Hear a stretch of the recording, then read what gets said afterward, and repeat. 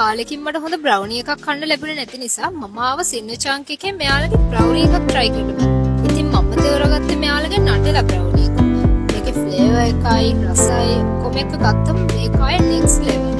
ඒ විතරක් නෙවෙයි මේක රුපියල් 350ක් විතරයි වෙන්නේ. ඒ විතරක් නෙවෙයි මෙයාලගේ ෆ්ලේකි ආල්මන්ඩ්, ක්ලාසික්, කුකී ඩොග් ඕනම